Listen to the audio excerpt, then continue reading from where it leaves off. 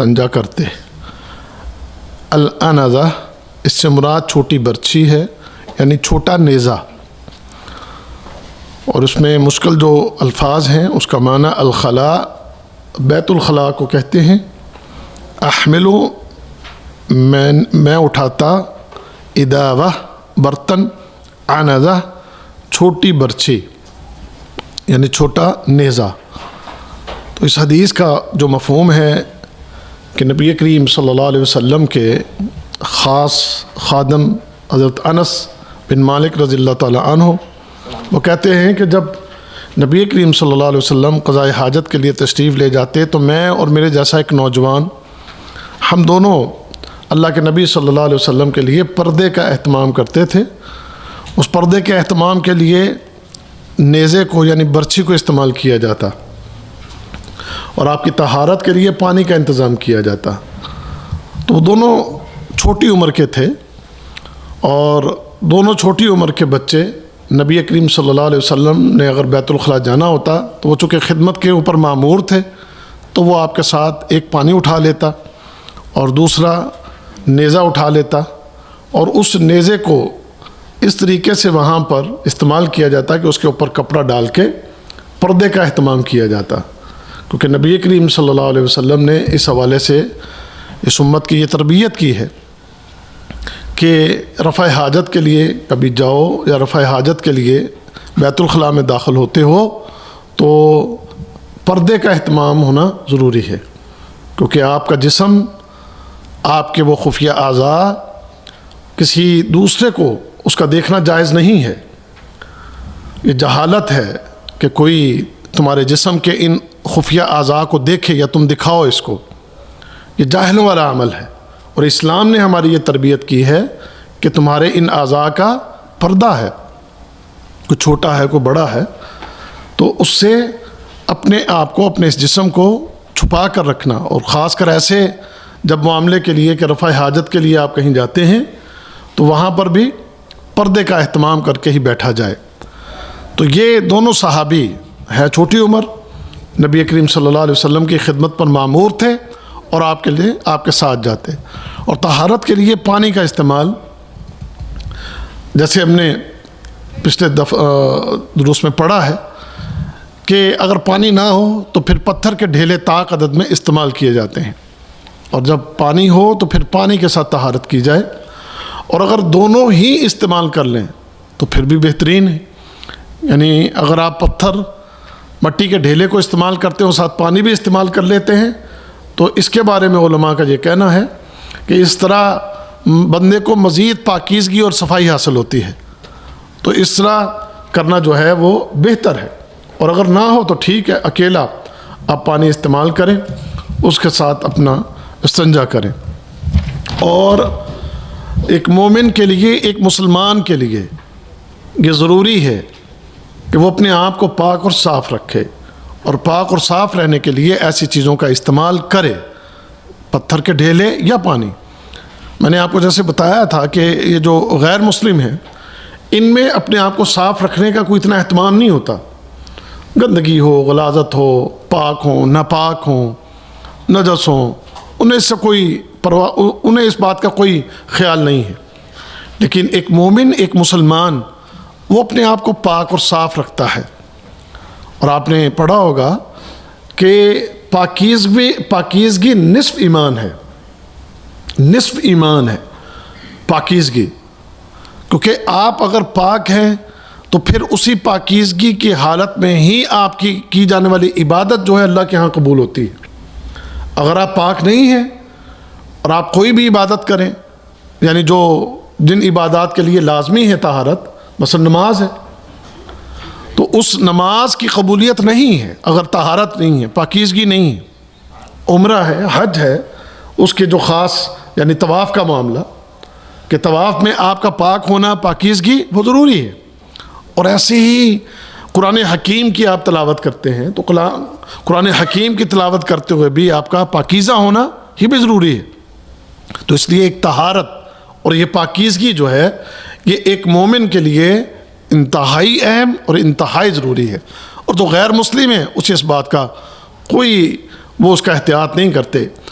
آپ دیکھیں گے بعض مسلمان بھی اتنے جاہل ہیں کہ وہ پیشاب کریں گے، کسی دیوار کے ساتھ بیٹھ کے پیشاب کیا، نہ پتھر استعمال کیا نہ پانی استعمال کیا۔ یہاں تو نہیں، سعودیہ میں تو الحمدللہ ایک بڑی صفائی کا اہتمام ہے۔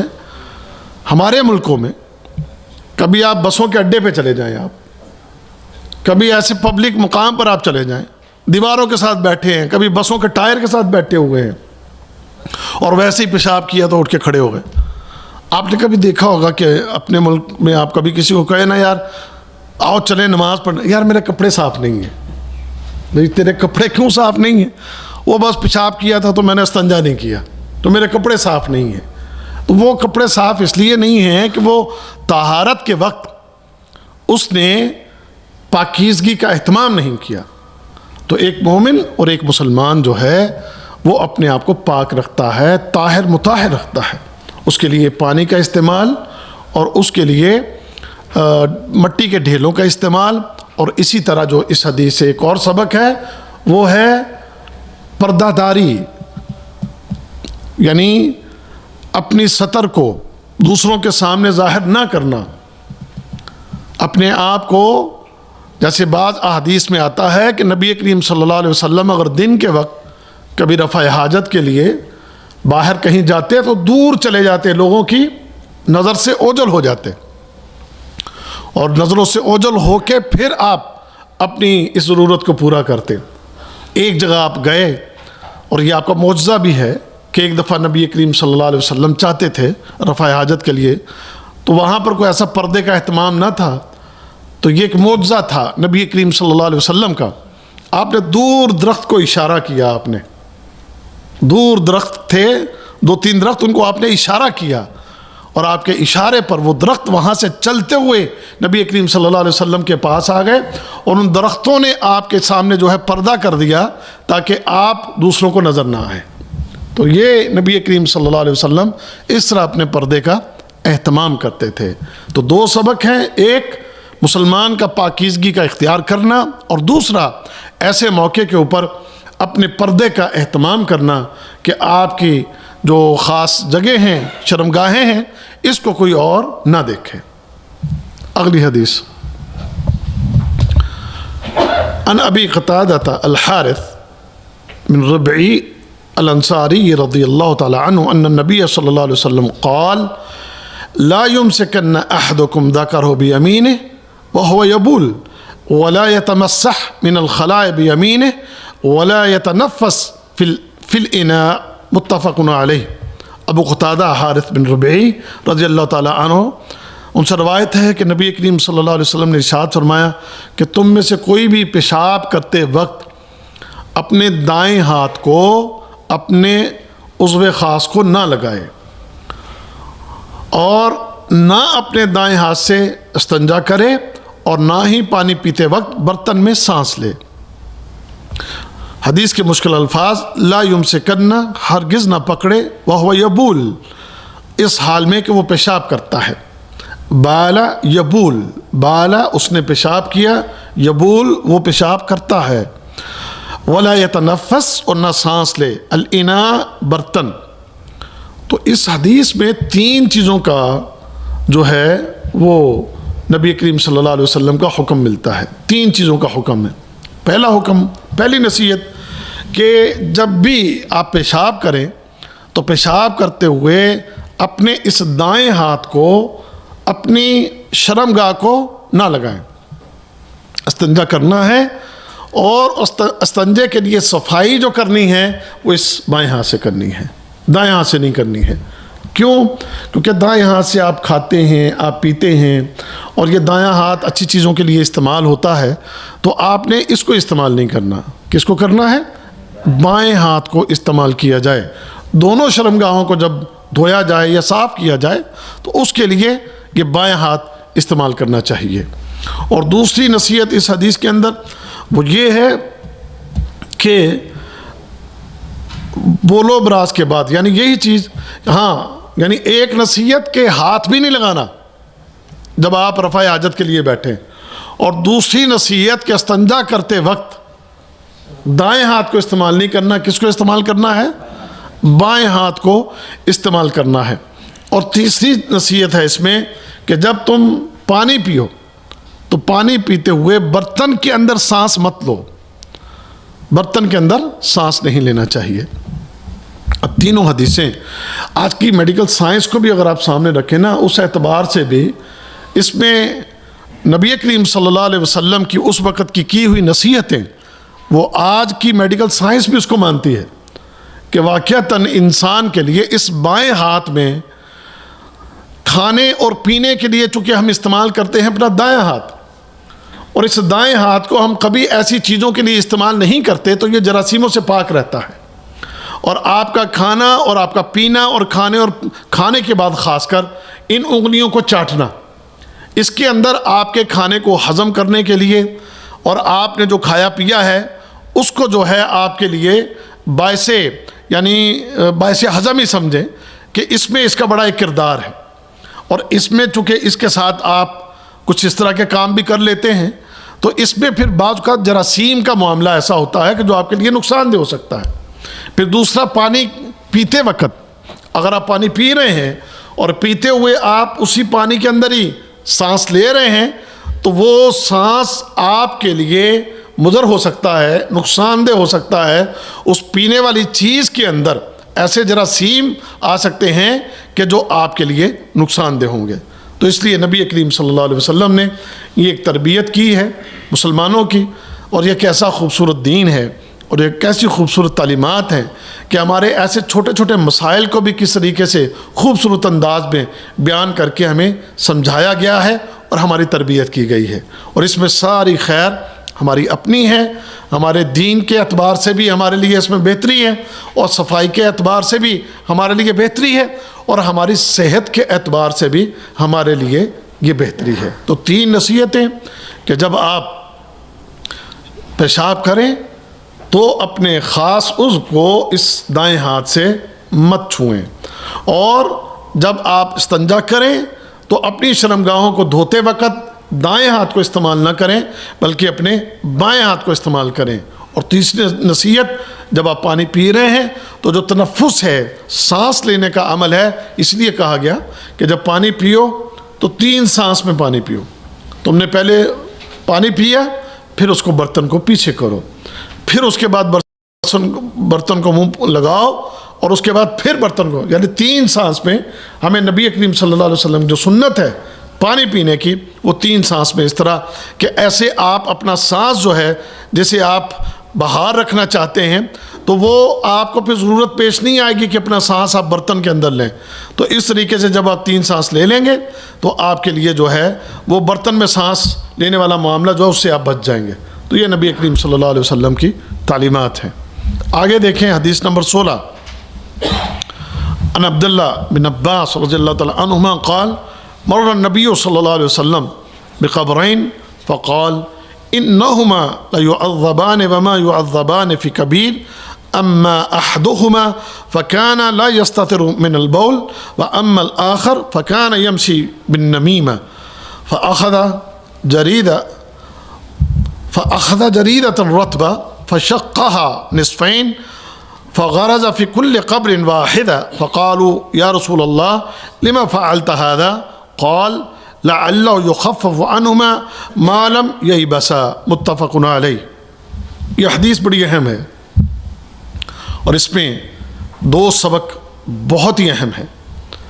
پہلا سبق، اللہ کے نبی صلی اللہ علیہ وسلم یہاں پر فرما رہے ہیں، آپ نے فرمایا آپ گزر رہے تھے قبرستان سے، تو قبرستان سے گزرتے ہوئے آپ نے 2 قبروں کی طرف آپ نے فرمایا کہ ان دونوں قبروں میں عذاب ہو رہا ہے، اور عذاب بھی کوئی بہت بڑی بات پر نہیں ہو رہا۔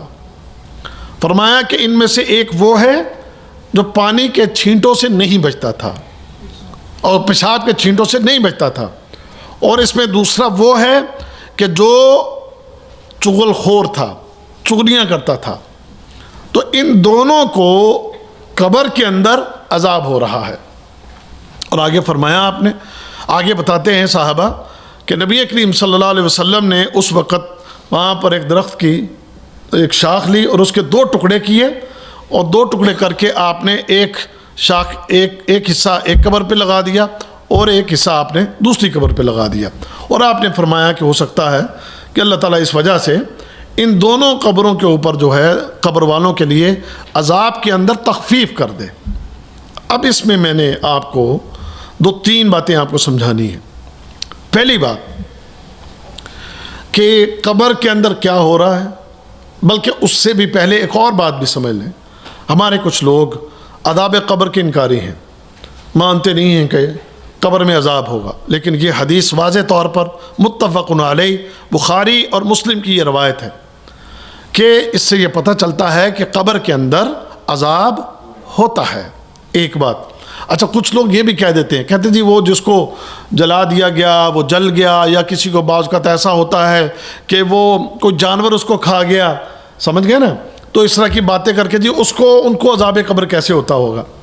تو بھائی میری بات سنیں، وہ اللہ ہر چیز پہ قادر ہے۔ ہو سکتا ہے کہ جس جانور کے پیٹ میں گیا ہو، اگر کسی جانور نے اس کو کھا لیا ہے تو کسی جگہ وہ فضلہ اس کا نکلے گا، تو اللہ اس بات پر قادر ہے کہ اس کو کسی جگہ پر اکٹھا کر لے، اور جس جگہ پہ اکٹھا کرے اسی جگہ پر اس مٹی کے اندر ہی اس کی قبر بنا کے اس کو عذاب دے۔ اللہ اس بات پر قادر ہے، اللہ کے لیے کوئی مشکل نہیں ہے۔ وہ آپ کو میں نے واقعہ سنایا تھا اس شخص کا کہ جس نے کہا تھا اپنی اولاد کو کہ مجھے جلا دینا، میری ہڈیاں پیس دینا، مجھے جلا دینا، مجھے فضا میں بکھیر دینا، تو اللہ نے اس کو اکٹھا کر کے اس کی ساری جتنی بھی مٹی تھی اکٹھا کر کے تو اللہ نے سامنے کھڑا کر لیا تھا۔ تو اللہ رب العزت کے لیے کوئی مشکل نہیں۔ کچھ بے وقوف اور عقل کے مارے یہ بھی کہتے ہیں وہ جی قبر میں تو بندہ ختم ہو جاتا ہے، وہ مٹی بن جاتا ہے، اس میں تو جناب ہڈیاں بھی ختم ہو جاتی ہیں، سب کچھ ختم ہو جاتا ہے، تو اس میں عذاب کیسے؟ اور میرے بھائی آپ کو کچھ چیز وہاں پر نظر آئے نہ نظر آئے، لیکن اس کو پتہ ہے کہ جو قبر میں ہے، اور اس کو پتہ ہے جس نے اس کو قبر میں رکھا ہوا ہے، انہیں اس بات کا علم ہے، اور ہمیں اس نے خبر دے دی اپنے نبی کے ذریعے، محمد رسول اللہ صلی اللہ علیہ وسلم کے ذریعے۔ تو جب ہمیں ہمارے نبی نے خبر دے دی، ہماری عقل میں بات آئے یا نہ آئے، یؤمنون بالغیب یہی ہے کہ مومن کا غیب کی بات پر ایمان ہوتا ہے پختہ۔ وہ کہتا ہے میری عقل میں آئے یا نہ آئے، یا نبی کریم صلی اللہ علیہ وسلم نے کہا ہے تو یقیناً ایسا ہوگا، ایسا ہوتا ہے۔ تو یہ عذاب قبر کے حوالے سے یہ بات کلیئر ہونی چاہیے کہ نبی کریم صلی اللہ علیہ وسلم نے بتایا ہے، لہذا یہ بات ثابت ہے، قبر میں عذاب ہوتا ہے۔ کسی کو جانور کھا گیا یا اس کی مٹی بن گئی، اس مٹی کو کسی جگہ پر وجود دے کے اللہ تعالیٰ عذاب دینے پر قادر ہے، ہمیں نظر آئے یا نہ آئے۔ اگلی بات، نبی کریم صلی اللہ علیہ وسلم کو قبر کے اندر عذاب کا نظر آنا، ایک دفعہ آپ نے اپنے صحابہ کو یہ بات فرمائی تھی، فرمایا کہ اگر میں تمہیں یہ بتا دوں کہ قبروں کے اندر لوگوں کے ساتھ کیا واقعات پیش آتے ہیں تو تم ہنسنا چھوڑ دو، اور تم اپنے گھروں میں اپنی بیویوں کے بستروں کو چھوڑ دو، اور اپنے گھروں کو چھوڑ کر تم جنگلوں کے اندر جا کر بسیرے کر لو۔ اگر تمہیں میں بتا دوں کہ قبروں کے اندر لوگوں کے ساتھ، یعنی جو مجرم ہیں، جو گناہ گار ہیں، ان کے ساتھ قبروں میں کیا ہوتا ہے، تو تمہاری ہنسی بھی ختم ہو جائے، اور اپنے گھروں میں لطف اٹھانا وہ بھی تم چھوڑ دو، اور اپنی بیویوں کے بستر بھی چھوڑ دو، اور اپنے گھروں کو چھوڑ کے جنگلوں میں جا کر ڈیرے لگا لو۔ تو یہ علم اللہ کے نبی صلی اللہ علیہ وسلم کے پاس پہلی بات بذریعہ وحی بھی ہے، اور اللہ اپنے نبی کو ان باتوں کا مشاہدہ بھی کراتا ہے۔ اور نبی کریم صلی اللہ علیہ وسلم چونکہ آپ کا جو مقام ہے اور آپ کا جو مرتبہ ہے، اور آپ چونکہ امت کی تربیت کے لیے اور امت کو سبق دینے کے لیے، امت کی رہنمائی کے لیے اللہ تعالیٰ نے ایسے علوم سے آپ کو نوازا ہے، اور آپ نے یہ چیزیں ان کا مشاہدہ کیا، اور اس مشاہدے کے بعد نبی کریم صلی اللہ علیہ وسلم نے دوسروں کو بتایا ہے۔ اب یہ خاصہ ہے انبیاء کا کہ جنہیں بذریعہ وحی یا ایسے مشاہدے کے ذریعے اللہ تعالیٰ دکھا دے، لیکن باقی کوئی انسان کسی کو قبر میں نہ تو عذاب دیکھ سکتا ہے، نہ اس کو دیکھ سکتا ہے کہ اس کی قبر کا کیا معاملہ ہے، اندر اس کے ساتھ کیا ہو رہا ہے۔ یہ مشاہدے عام انسان اس کا کوئی دعویٰ نہیں کر سکتا۔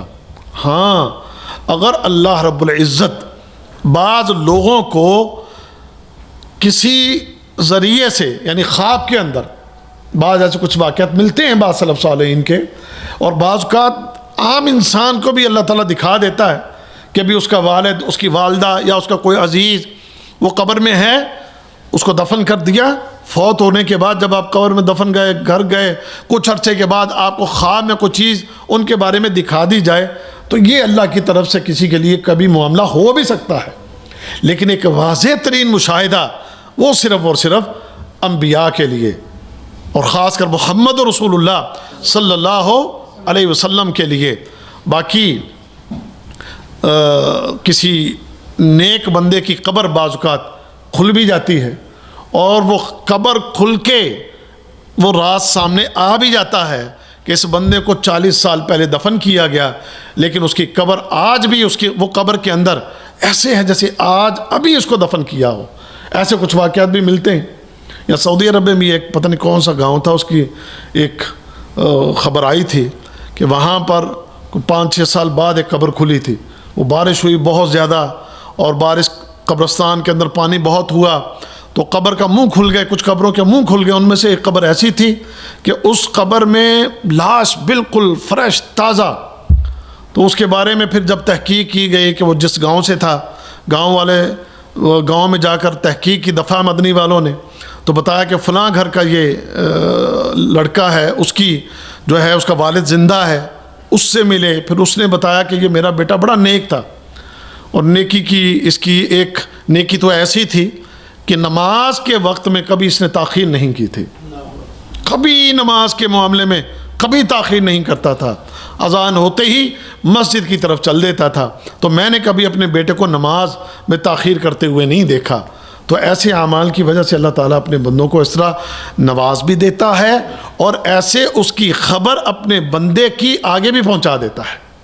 اور آپ کو پتہ ہوگا، آپ نے پڑھا ہوگا کہ جب احد کے شہداء 40 سال کے بعد احد کے شہداء کی قبریں کھلیں، 40 سال کے بعد امیر معاویہ رضی اللہ تعالیٰ عنہ کے دور میں یہ ہوا، تو اس وقت کیا ہوا تھا کہ جب بارش آئی اور سیلاب آیا تو صحابہ کی قبروں کے منہ کھل گئے۔ تو وہ صحابہ جب دیکھا لوگوں نے کہ صحابہ قبروں میں ایسے تھے جیسے ابھی ان کو دفن کیا گیا ہو۔ تو ایسی مثالیں ہیں، لیکن ایسی کچھ خاص چیزیں اس کا مشاہدہ اللہ تعالیٰ نے اپنے نبیوں کے لیے یہ رکھا، اور نبیوں نے اس چیز کو دیکھ کر آگے اپنی امت کی اور اپنی قوم کی رہنمائی کی۔ تو ایک تو یہ سبق، اور ایک اور بھی ہے اس میں۔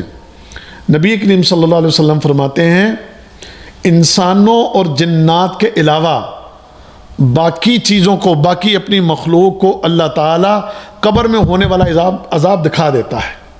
آپ ایک جانور کے اوپر آپ سواری کر کے گزر رہے تھے، اور وہ جانور قبر میں، قبرستان میں جا کر، اور شاید اسی حدیث سے متعلقہ ایک جگہ پر ہے کہ آپ ایک جانور پر سوار تھے، تو وہ جانور قبروں کے پاس سے گزرتا ہوا بدکنا شروع ہو گیا، اور آپ نے اپنے ساتھی کو کہا جانتے ہو یہ کیوں بدک رہا ہے؟ پوچھا کیوں؟ فرمایا یہ قبروں کے اندر ہونے والے عذاب کو دیکھ رہا ہے۔ تو یہ مشاہدے اللہ تعالیٰ نے باقی مخلوق کے لیے بھی رکھے ہیں، وہ بھی دیکھ لیتے ہیں، اور ہمیں اس لیے نہیں دکھائے گئے کہ جو نبی کریم صلی اللہ علیہ وسلم نے وجہ بتا دی ہے، سمجھ گئے؟ پھر اگر یہ دیکھ لیں تو پھر ممکن ہے کہ زندگی جو ہے وہ پھر جو انسان ایک غیب کے اوپر، خاص کر جو اصل بات ہے کہ غیب پر جو ایمان ہے، اس غیب کے اوپر ایمان رکھتے ہوئے جو ایک ڈر اور خوف ہے، اس کا ایک اپنا ہی مزہ ہے، اور اس کا ایک اپنا ہی اجر اور ثواب ہے۔ تو اس وجہ سے نبی کریم صلی اللہ علیہ وسلم نے فرمایا کہ تمہیں یہ نہیں دکھایا گیا، اور اگر پتہ چل جائے تو تمہاری حالت اور کیفیت یہ ہو۔ اگلی بات، قبر میں عذاب ضروری نہیں ہے کہ مشرک کو ہی ہو، ضروری نہیں ہے کہ صرف کافروں کو ہو، ضروری نہیں ہے کہ کوئی تمہارے سامنے بہت بڑا مجرم جیسے قاتل ہے، زانی ہے، یہ بہت بڑے جرم ہے، ماں باپ کا نافرمان ہے، بہت بڑا جرم ہے۔ ضروری نہیں ہے کہ یہ عذاب قبر صرف اتنے بڑے بڑے جو گناہ کرنے والے ہیں انہی کو ہوگا۔ یہ عذاب قبر اس طرح کے گناہ کرنے والے، خود اللہ کے نبی نے فرما دیا وَمَا يُعَذَّبَانِ فِي كَبِيرٍ، کوئی بہت بڑی ایسی بات نہیں ہے کہ جس وجہ سے یہ دونوں عذاب قبر میں مبتلا ہیں، بلکہ بظاہر یہ چھوٹی باتیں ہیں، لوگوں کے نزدیک یہ چھوٹی باتیں ہیں، لیکن عند اللہ یہ بہت بڑی بات ہے۔ اب وہ دونوں باتیں کیا ہیں؟ ایک تو وہ شخص جو پیشاب کرے، رفع حاجت کے لیے بیٹھے، تو وہ اس بات کا اہتمام ہی نہیں کرتا کہ وہ پیشاب کے چھینٹوں سے بچے، اس کا اہتمام ہی نہیں۔ پیشاب کرے گا، اس کے چھینٹے اس کے اوپر پڑیں، اس کے کپڑوں پر پڑیں، اس کے جسم پر پڑیں، وہ کوئی احتیاط نہیں کرتا۔ اور ایک تو وہ ہے نا بندہ کہ جو تو بالکل ہی اس کو کوئی پرواہ نہیں، پیشاب کیا، کپڑا اوپر اٹھایا بند کر کے وہ گیا، یہ تو بالکل نہیں بچا نا، اس نے تو بچنے کا بالکل ہی کوئی نہ ارادہ کیا، نہ اہتمام کیا، کوشش نہیں کی، اس نے تو جان بوجھ کے اس عذاب کو اپنے گلے میں ڈال لیا۔ اور بعض وہ لوگ ہیں جو استنجا تو کرتے ہیں لیکن پیشاب کرتے وقت چھینٹوں سے نہیں بچتے، تو ان کے لیے یہ ہے کہ چونکہ بعض جگہوں پر واش روم کچھ ایسے ہوتے ہیں کہ پیشاب کرتے اس کے چھینٹے جو ہوتے ہیں وہ باہر کو آ رہے ہوتے ہیں، تو اس لیے جب بھی پیشاب کرنے کے لیے بیٹھیں اس بات کا خاص خیال رکھیں کہ اس کے چھینٹے جو ہیں وہ آپ کے جسم پر نہ پڑیں۔ اب یہ ہمارے لوگوں کے نزدیک چھوٹی سی بات ہوگی، لیکن شریعت کے اندر یہ بات کتنی بڑی ہے کہ اس کے بارے میں احتیاط نہ کرنے کی وجہ سے عذاب قبر ہے۔ اب دوسری بات، نمیمہ۔ نمیمہ کس کو کہتے ہیں؟ چغل خور ہے، دوستوں کے درمیان چغل خوری، رشتہ داروں کے درمیان چغل خوری۔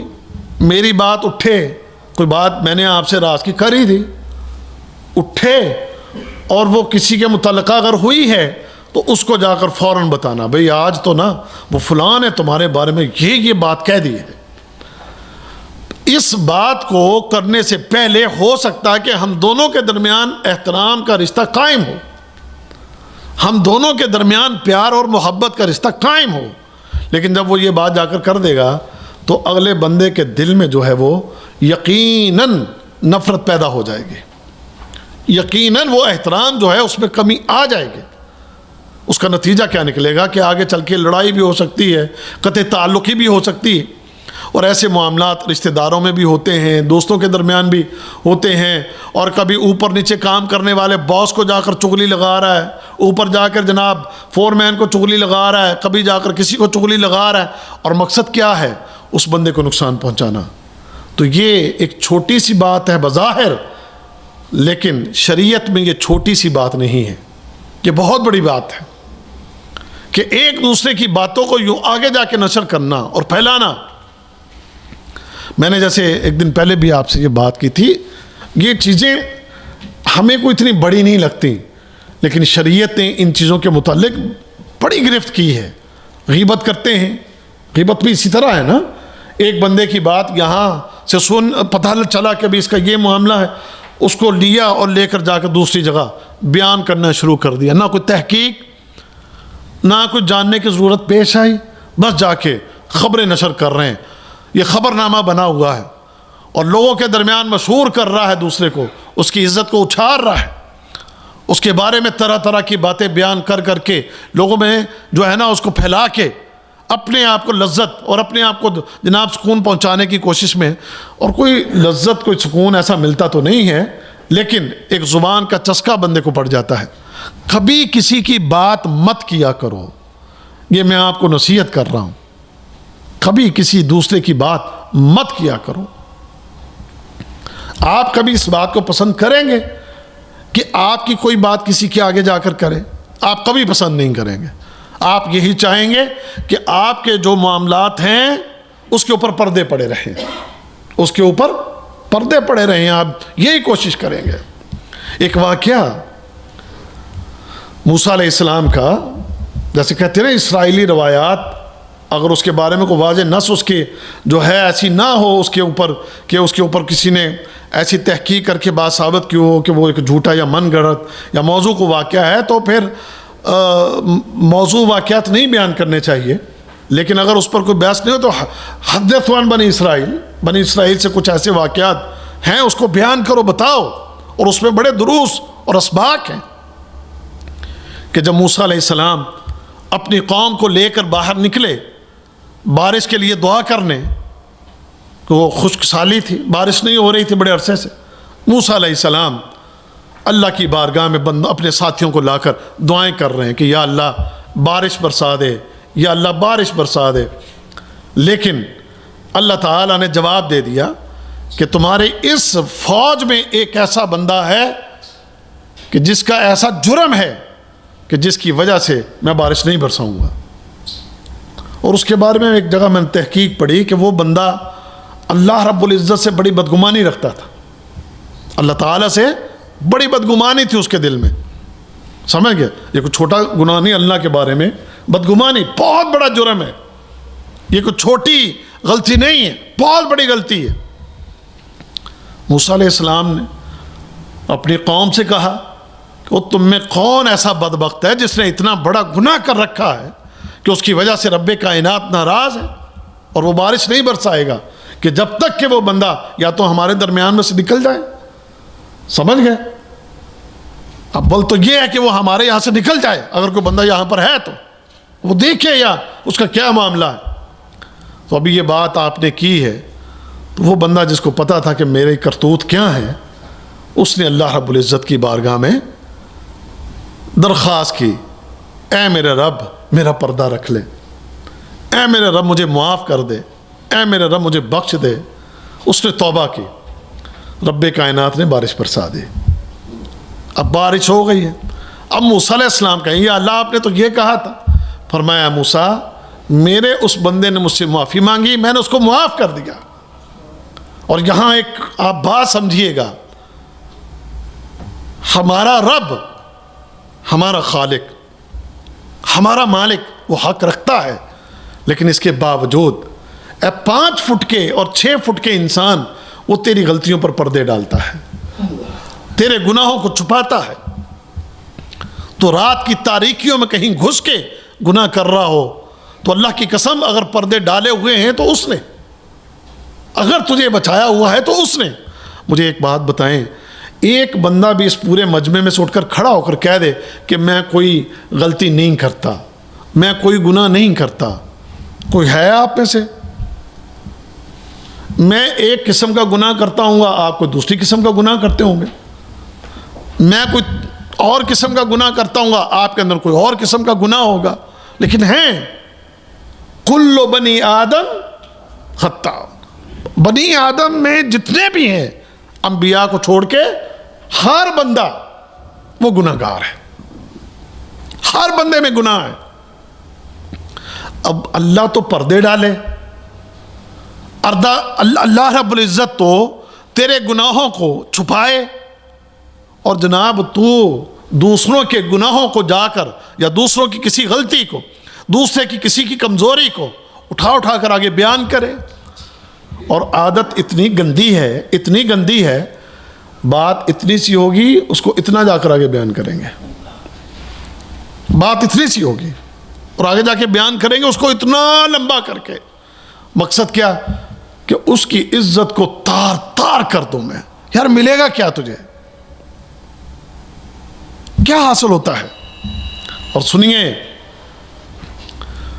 جو دوسروں کو ذلیل کرتا ہے، اللہ کے نبی صلی اللہ علیہ وسلم فرماتے ہیں ایسے ذلیل کرنے والے کو پھر اللہ تعالیٰ وہاں ذلیل کرتا ہے جہاں اس کی عزت ہوتی ہے. کبھی کسی کے بارے میں اس زبان کو مت کھولا کرو. اب مجھے بتاؤ، یہ غیبت کرنے والے، چغلیاں کرنے والے قبر میں چلے گئے، آج قبر میں ہیں، اور قیامت اگر 1000 سال کے بعد آئے تو 1000 سال تک یہ عذاب قبر میں مبتلا رہے، یہ بہتر ہے یا اپنی اس مختصر سی زندگی میں اپنی زبان کو باندھ لینا بہتر ہے؟ لیکن مجھے پتہ ہے، واللہ میں نے نوٹ کیا ہے، ہم بڑی نصیحتیں بھی کرتے ہیں، سمجھاتے بھی ہیں، لیکن یہ بندہ قابو نہیں آتا، یہ نہیں سمجھتا، اس کی زبان اس کے کنٹرول میں نہیں ہے، اس کی زبان پر قابو نہیں ہے.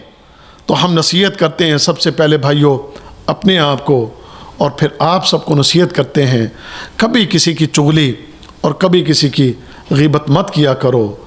ہمیشہ دوسرے کے بارے میں اچھا گمان رکھو اور دوسرے کے بارے میں اچھی بات کہو. اگر آپ ایسا کرو گے، دوسروں کے عیوب پر پردے ڈالو گے، تو نبی کریم صلی اللہ علیہ وسلم کی حدیث ہے قیامت کے دن اللہ تعالیٰ تیرے عیوب کو چھپا لے گا، تیرے سارے گناہوں پر پردے ڈال دے گا، اور پردے ڈال کے رب کائنات تجھے اپنے رحمت سے نواز دے گا. تو کیا خیال ہے، یہ بہتر ہے یا یہ بہتر ہے کہ اپنی اس زبان کو جناب بندہ کھلا چھوڑ دے اور کینچی کی طرح چلتی ہوئی لوگوں کی عزت کو کاٹتی رہے؟ تو اس لیے بھائیو اس معاملے میں احتیاط کریں، کبھی کسی کی بات آگے جا کر نہ کریں، جب بھی کرنی ہے تو کوئی اپنی جا کر کسی کے ساتھ کریں۔ میرے اندر کوئی عیب ہے؟ ہاں ہے، میرے اندر عیب ہے، تو مجھے بتاؤ بھائی، میرے پاس آ جاؤ، آپ کے اندر عیب ہے، اگر آپ کا عیب میں نے دیکھا ہے تو میں آپ کے پاس آ جاؤں اور آپ سے کہوں کہ بھائی آپ کے اندر یہ غلطی، آپ کے اندر یہ عیب ہے۔ اب یہ نہیں کہ میں اس کو نشر کرنے لگوں، میں اس کو جناب ٹیلی فون پر، میں اس کو میڈیا پر، میں اس کو فلاں جگہ، میں اس کو فلاں جگہ۔ آج مسلمان اتنی گندگی اور غلاظت میں پڑ چکے ہیں، ایک دوسرے کی عزت فخر کے ساتھ اچھال رہے ہیں اور اس پر فخر کر رہے ہیں۔ ایک بدقسمتی کہ آج کا میڈیا اتنا کھل گیا، بلکہ آج کل کے میڈیا میں تو ریٹنگ ہے نا، وہ ریٹنگ کے چکر میں ایک دوسرے کی عزتیں اچھال رہے ہیں، ریٹنگ کے چکر میں وہ لگے ہوئے ہیں۔ اوپر سے پھر یہ سوشل میڈیا ہے، آپ کا فیس بک ہے، بڑا آسان ہے کسی کی عزت کو تار تار کر دینا، بڑا آسان ہے۔ اب اس کو پورے ورلڈ میں نشر کر دو، اس کی تصویر لے لو، کوئی بات لے لو اور لے کے اس کو چڑھا دو فیس بک پہ اور نیچے لکھ دو یہ فلاں فلاں یہ کام ہے اس کے۔ یہ کتنا آسان ہو گیا، لیکن اس کا انجام آسان نہیں ہے، اس کا انجام بڑا خوفناک ہے، اس کا انجام بہت دردناک ہے۔ اس لیے بھائیو اپنے آپ کو کنٹرول رکھو، اپنے آپ کو قابو رکھو، کبھی کسی کی عزت کے بارے میں آگے بات مت کرو، دوسروں کی عزتوں کا دفاع کرو۔ مومن کی عزت کا دفاع کرتا ہے، مومن کی عزت کو تباہ اور برباد نہیں کرتا۔ تو اگر نہیں کریں گے تو پھر انجام یہ دیکھ لیجئے کہ یہاں پر پھر عذاب قبر میں مبتلا ہے۔ اللہ اکبر۔ اب ایک اور سبق اس حدیث سے وہ کیا ہے کہ نبی کریم صلی اللہ علیہ وسلم نے ایک تر و تازہ ٹہنی ایک درخت کی لی، ایک شاخ لی اور اس کو آپ نے توڑ کے دو حصوں میں کر کے آدھی ایک قبر پر آدھی دوسری قبر پر لگا دی، اور آپ نے فرمایا ہو سکتا ہے کہ اس کی وجہ سے ان دونوں قبر والوں کے عذاب میں تخفیف ہو جائے۔ اب سنیے، اگر ہم اس بات کو سامنے رکھیں تو پھر ہمیں بھی قبروں کے اوپر ٹہنیاں، درخت اور اس طرح کے سائے اور اس طرح کے معاملات پھر ہمیں کرنے چاہیے، کیا خیال؟ لیکن نہیں، ہمیں نہیں پتہ اس قبر کے اندر کیا ہو رہا ہے۔ اللہ کے نبی کو تو غیب کا علم اللہ نے جو دیا، اس غیبی خبر کو جو اللہ نے دی، اس غیبی خبر کے مطابق جب آپ کو علم ہوا تو آپ نے اس پر وہ ٹہنی لگائی، باقی قبروں پر تو نہیں لگائی آپ نے۔ باقی قبرستان تھا نا، اور بھی قبریں تھیں، آپ کہتے کہ بھئی یہ ساری قبروں کے اوپر درختوں کی ٹہنیاں لگا دو، لیکن ایسا نہیں ہے۔ آپ نے ان دو قبروں کے لیے خاص، کیونکہ آپ کو دکھایا گیا کہ ان دونوں قبروں میں عذاب ہو رہا ہے۔ اور ایک بات یہاں اور وہ بھی نوٹ کر لیجئے، میں نے شروع میں بھی کہا ہے لیکن پھر، کہ دونوں قبریں کافروں کی نہیں ہیں، کیونکہ کافروں کے لیے عذاب کی تخفیف کے لیے دعا کرنا یا اس کے لیے کچھ کوشش کرنا یہ جائز نہیں ہے۔ اس کا مطلب کہ دونوں قبریں مسلمانوں کی ہیں اور ان مسلمانوں کی قبروں پر آپ نے وہ ٹہنیاں لگائی ہیں، اور آپ کو چونکہ بتایا گیا کہ ان دونوں قبروں میں عذاب ہو رہا ہے تو آپ نے اس خبر کو جاننے کے بعد ان قبروں کے اوپر آپ نے وہ ٹہنیاں لگا دی، لیکن باقی قبروں پہ نہیں لگائی۔ اب ہم اس سے استدلال کرتے ہوئے ہم کہیں کہ ہم بھی قبروں پہ ٹہنیاں لگائیں گے؟ نہیں میرے بھائی، کیونکہ یہ عمل نبی کریم صلی اللہ علیہ وسلم سے اس کے بعد باقی کسی قبر کے لیے یا آپ کے بعد ابو بکر صدیق نے، عمر فاروق نے، عثمان غنی نے، حضرت علی نے، عشرہ مبشرہ یا دیگر صحابہ نے، کسی نے ایسا کوئی عمل نہیں کیا۔ یہ آپ کا خاصہ تھا اور خاص صرف ان دو قبروں کے لیے آپ نے کیا، اس کے بعد ایسی کوئی مثال نہیں ملتی، اور صحابہ کی زندگیوں سے، تابعین کی، تبع تابعین کی زندگیوں سے کہیں سے بھی ایسی کوئی مثالیں نہیں ملتی ہیں۔ تو اس لیے یہ معاملہ جو ہے اس میں ہم یہی کہیں گے کہ یہ خاصہ ہے نبی کریم صلی اللہ علیہ وسلم کا. آگے امت جو ہے وہ ایسے عمل نہیں کرے گی کہ وہ قبروں کے اوپر جو ہے ٹہنیاں لگائے، درخت لگائے، شاخیں رکھے، جیسے آج ہمارے ہوتا ہے قبروں کے اوپر بہت کچھ ہوتا ہے. قبریں پکی بھی ہوتی ہیں، قبروں پہ مقبرے بھی بنتے ہیں، اور جناب قبروں پہ پھول بھی چڑھتے ہیں، قبروں پہ چادریں بھی چڑھتی ہیں، اور قبروں کے اوپر ٹہنیاں بھی لگائی جاتی ہیں، بڑا کچھ کیا جاتا ہے، خوشبوئیں لگائی جاتی ہیں، وہاں پر اگربتیاں لگائی جاتی ہیں، وہاں پر جناب جو ہے پھول نچھاور کیے جاتے ہیں. تو یہ چیزیں نبی کریم صلی اللہ علیہ وسلم سے صاحب. آپ یہاں کبھی قبرستان میں گئے ہوں گے، گئے ہیں نا قبرستان میں آپ؟ تو بڑے بڑے اللہ کے ولی فوت ہوئے ہیں یہاں پر، بڑے بڑے نیک لوگ فوت ہوئے ہیں، لیکن آپ دیکھ لیں قبر کے اوپر کبھی آپ نے دیکھا ہو کوئی چادر چڑھی ہو، کوئی پھول نچھاور کیے گئے ہوں، کوئی وہاں پر جناب قبروں کے ساتھ کوئی ایسا خاص معاملہ کیا گیا ہو؟ تو آپ کو ایسی کوئی چیز یہاں پر نظر نہیں آتی. تو ایسا ہی ہے کہ قبریں نبی کریم صلی اللہ علیہ وسلم کے دور میں، بعد کے ادوار میں بھی کچی قبریں، اور قبروں کے اوپر کوئی ٹہنیاں، کوئی درخت، کوئی پھول، کوئی چادریں، کوئی ایسا معاملہ اللہ کے نبی صلی اللہ علیہ وسلم کے بعد بھی ایسا نہیں ہوگا. تو سنت طریقہ عذاب قبر سے، چونکہ ہمیں تو واقف نہیں، ہم جانتے نہیں کہ اس قبر کے اندر کسی کو عذاب ہو رہا ہے یا اس کی قبر جو ہے اس کے لیے جنت کا باغیچہ ہے، وہ معاملہ اب اللہ کے سپرد ہے. ہمارے لیے کیا ہے؟ ہم نے دعا کرنی ہے، ہم نے فوت شدگان کے لیے دعا کرنی ہے کہ اللہ تعالیٰ ان کی بخشش فرما دے، اللہ تعالیٰ انہیں معاف کر دے، اللہ تعالیٰ انہیں ان کے درجات کو بلند کر دے، اللہ ان کی قبروں کو ان کے لیے وسیع کر دے اور پر نور کر دے اور جنت کے باغیچے بنا دے.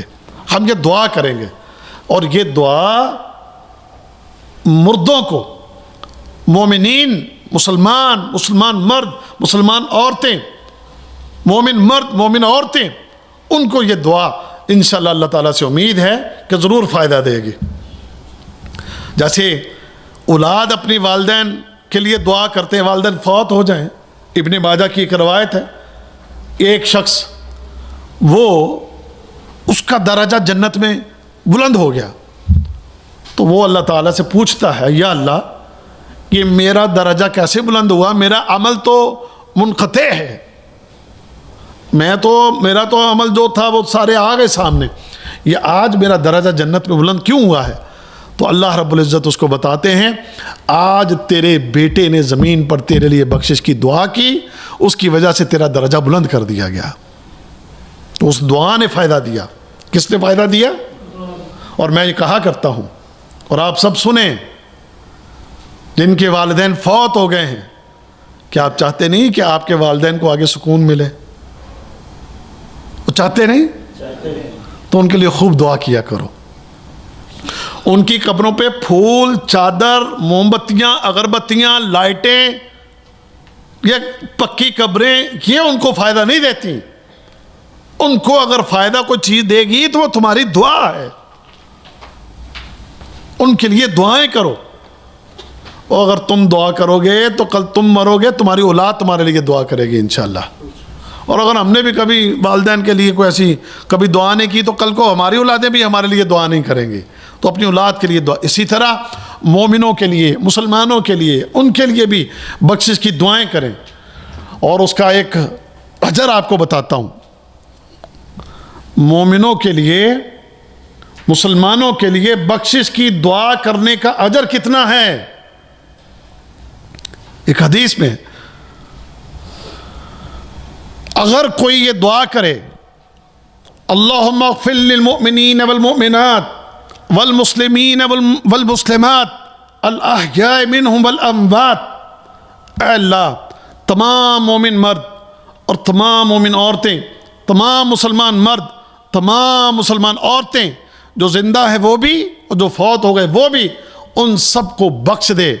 اللہ کے نبی فرماتے ہیں جو یہ دعا کرے گا، جو یہ دعا کرے گا تو ان تمام مومنوں اور مسلمانوں کی تعداد کے برابر نیکی اللہ اس بندے کے کھاتے میں لکھ دیتا ہے. اچھا بھی آج مسلمانوں کی تعداد کتنی ہوگی؟ 1.5 अरब ہے تقریباً. کتنی؟ کیوں جی تنویر صاحب 1.5-2 ارب تو ہیں. 1.5 ارب مسلمان ہے اور اربوں فوت ہو چکے. روز اول سے آدم علیہ السلام سے لے کر جب آپ نے یہ دعا کی نا اللہم اغفر للمؤمنین والمؤمنات والمسلمین والمسلمات الاحیاء منہم والاموات، تو آدم علیہ السلام سے لے کر آج تک جتنے مسلمان فوت ہوئے وہ سارے اس کے اندر آ گئے، وہ سب اس میں آ گئے. الاموات میں وہ سب ہیں، اور الاحیاء وہ جو ابھی پوری دنیا میں موجود ہیں. تو نیکیاں کتنی مل گئی اس بندے کو؟ کتنی نیکیاں مل گئی؟ 1.5 ارب تو انشاءاللہ یہ اپنے کھاتے میں ڈالو، سمجھ گئے. اور اس سے پہلے جو پتہ نہیں 2 ارب 4 ارب 5 ارب جتنے بھی مسلمان فوت ہو گئے ہیں، تو اس کے برابر نیکیاں اللہ تعالیٰ اپنے اس بندے کو عطا کرے گا. یار اجر تو بڑا کمایا جا سکتا ہے نا، اربوں کی تعداد میں نیکیاں آپ روزانہ کما سکتے ہیں. تو اس کے لیے کوشش کیا کر. یہ کرنے والا کام جو قبروں پہ کام کیے جاتے ہیں وہ نہیں ہے، بلکہ آج تو اللہ تعالیٰ معاف کرے، آپ جانتے ہی ہیں کہ قبروں پر کیا کچھ ہوتا ہے. عرس میلے لگتے ہیں، ناچ گانے ہوتے ہیں، باقاعدہ وہاں پر بھنگڑے ڈالے جاتے ہیں، ڈھول بجائے جاتے ہیں، قبروں کے اوپر چادریں چڑھا رہے ہیں، غسل دے رہے ہیں قبر کو. پکی قبر ہے اور پکی قبر کو وہ گلاب کا جو عرق ہوتا ہے اس کے ساتھ جناب اس کو دھو رہے ہیں. یہ جو غسل دیا ہے قبر کو، بالکل اسی طرح جیسے خانہ کعبہ کو غسل دیا جائے، ایسے ان قبروں کو غسل دے رہے ہیں. تو اس سے اس قبر کو فائدہ نہ قبر والے کو فائدہ. یہ اگر عذاب میں تخفیف ہوئی ہے، ایک تو نبی کریم صلی اللہ علیہ وسلم کا یہ خاصہ آپ کا دعا کرنا اور آپ کا یہ عمل کرنا، ہمارے یہ درخت لگانے سے، ہمارے چادریں چڑھانے سے، ہمارے پھول چڑھانے سے اور ہمارے اس طرح کے کوئی غیر شرعی عمل کرنے سے ان قبر والوں کو کوئی فائدہ نہیں. فائدہ ہوگا تو کس سے؟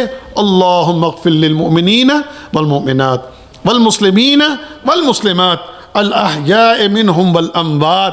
اے میرے رب، میں دعا کرتا ہوں تمام مسلمان مرد، مسلمان عورتیں، مومن مرد، مومن عورتیں، کہ تو ان کو بخش دے. ان کو بھی فائدہ اور آپ کو بھی فائدہ انشاءاللہ. تو اللہ تعالیٰ سمجھنے کی اور عمل کرنے کی توفیق عطا فرمائے.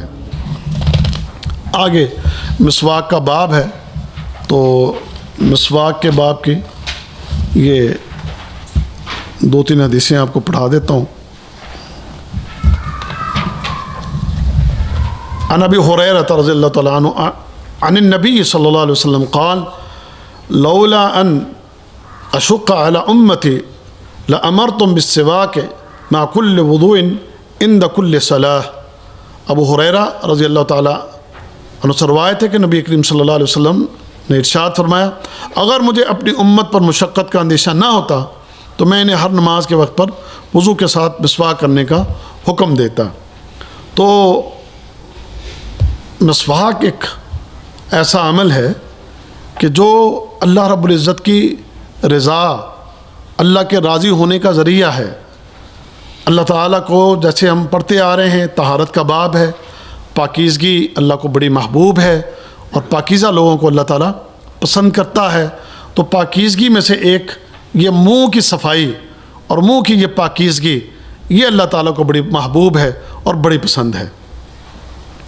کیونکہ انسان دن بھر کھاتا ہے، پیتا ہے، یا رات کو سویا اور رات کو سو کے جب صبح اٹھتا ہے تو پھر اس کے بعد اس کے منہ سے ناگوار بدبو جو ہے وہ پیدا ہوتی ہے. اور آپ جب کوئی ذکر الہی کرتے ہیں، آپ جب کوئی عبادت کرتے ہیں تو آپ کی عبادات کا سبب بنے گی اور فرشتوں کے لیے بھی وہ تکلیف کا سبب بنے گی. تو اس بدبو کو دور کرنے کے لیے ایک ہی ذریعہ مسواک. لہسن پیاز کو چھوڑو یا سگریٹ کو چھوڑو، اس کے علاوہ بھی جو بدبو ہوتی ہے کھانے پینے کی وجہ سے معدے میں سے جو بدبو پیدا ہوتی ہے، تو اس کو دور کرنے کے لیے یہ ایک طریقہ شریعت نے ہمیں جو بتایا ہے.